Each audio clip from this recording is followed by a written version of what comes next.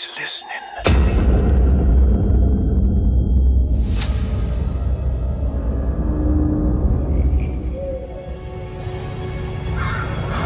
Last night I dreamt that my uncle hung himself in the attic, that we were too late. The house looked different, but it was still called Derceto. Definitely a weird place. Feels like I've been here before. I just can't think why. Let's not waste any time, Detective.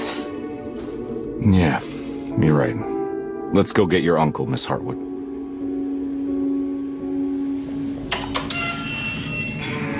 It transports you into the dark alleyways and into the night.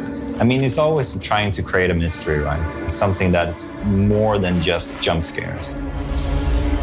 A bit of fighting, demanding puzzles, and a lot of atmosphere. It maintained some of that weirdness of the old games, but it had like an updated slickness to it that I liked as well. You haven't seen a little girl by any chance, have you? I don't think so. You would have known if you did. We start our story much like the original. Jeremy Hartwood is haunted by the Dark Man, and he goes to a countryside hospital called Derceto in hope to find some help. I need to get this letter to my niece. She would understand.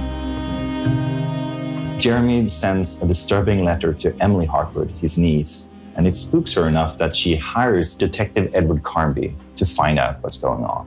Who are you? Whoa, pardon me, excuse me. My name is Edward Carnby, private investigator. I hope you don't mind we let ourselves inside. I do mind. We knew early on that we had a character-driven story, so we needed to find some really good actors to make those characters come to life. I knew of past iterations of the game. I mean, the video game world is something that I'm very interested in general, the horror game genre specifically. David has a really strong presence as an actor, and he's able to make the funny moments really funny, but also the dramatic parts really intense. Why the hell do I wake up hearing that damn voice? I know what it sounds like, but it's not what you think. He's kind of a gruff detective, and he's like searching for something, and you know, he's hard-boiled, but he's got some humor to him and stuff like that. He's a bit of a trope or a type, and I like that, and I like the world and sort of how he's exploring this insanity amidst all this horror and stuff. I liked all those aspects. Let me know if you find her. I'll be around. Emily Hartwood has a closer connection to the plot, as she is Jeremy's niece, and therefore also suffers this strange affliction known as the Hartwood curse. I love the mystery of the game. I love the picture of her. Like, there was so much about it that I was curious of. There's a lot of fear within her and a lot of speculation and curiosity and I guess dread, intrigue. Like, there's a lot about her that is kind of on edge. 10 years now. More even since he died. He died a hero.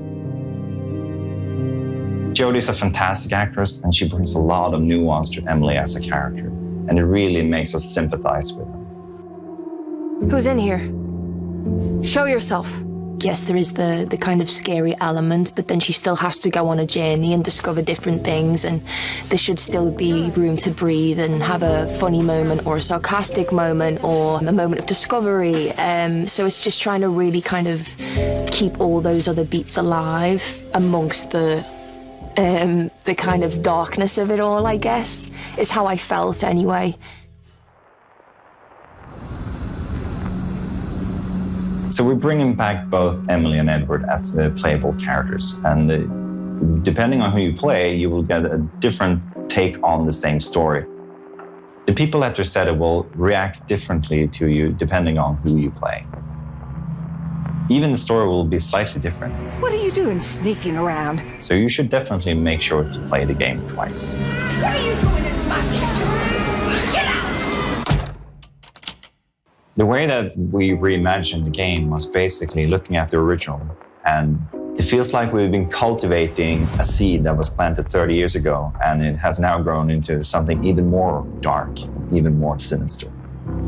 I remember that with the first Alone in the Dark I made in 1992, we were basically doing something that nobody had done before. It was the first time that we could explore a big mansion, fight monsters, and solve difficult puzzles all in real-time 3D.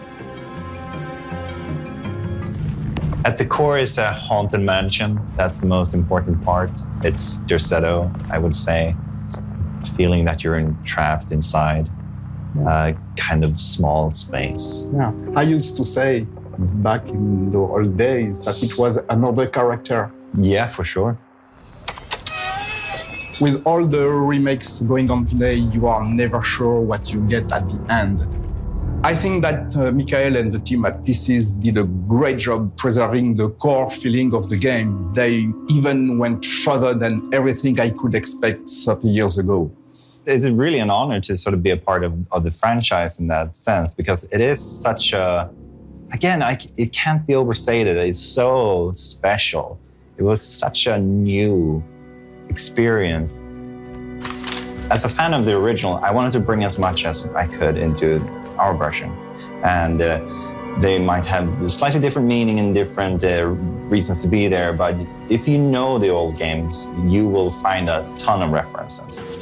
Do I know you from somewhere?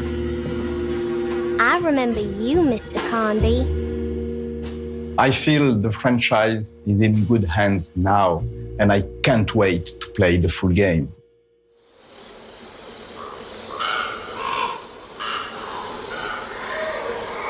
To give you a taste of what the full game will be, we also created a prologue, and it features a character from the game called Grace Saunders, who is a little girl, and you play as her walking around Derceto and trying to post a letter. The prologue is the first glimpse into the atmosphere and the mood, and of course the story of the full game. So if you want to have a look, go and download it right now.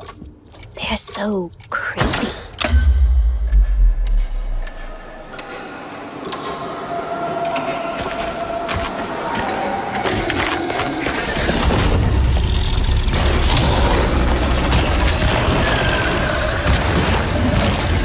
Our combat is intense and tough, and you will need to use every bullet you can find. And if you run out of bullets, I'm out of bullets. you might need to get in close and hit them with a melee weapon. Or if you're lucky, you can find something to throw. As mentioned before, your job is to find out what happened to Jeremy Hartwood. And to do that, you will need to visit some unexpected places. And to get to those places, you'll need to find clues and solve some interesting puzzles. Depending how much you feel like a detective yourself, you can choose how much you want the game to help you find clues and where to go next. So the biggest creative focus for me has for a long time been to reach something beyond the mundane, something spiritual. Mike, the director, and I, we spent a lot of time trying to figure out what musical direction we wanted to take with this project. And when we finally decided to go for this kind of dark or doom jazz direction, our minds went directly to Jason, who is a master in this genre. It's a very visual genre of music. The fact that it's inspired from noir films or noir detectives is already a good explanation of why this music fits very well for Alone in the Dark. There's a huge mountain and volcano of reverb with drums and screaming saxophones.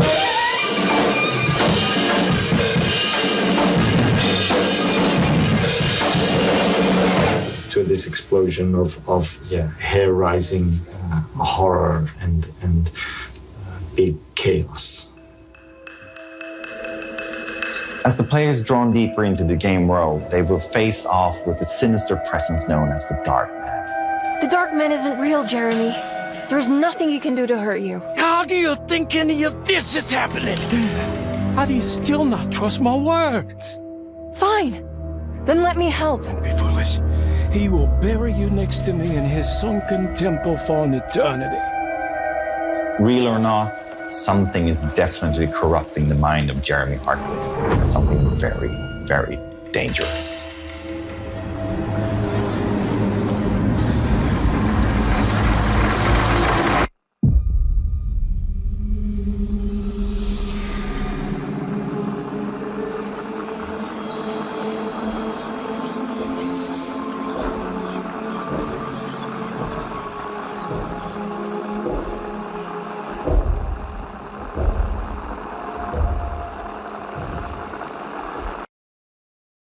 PlayStation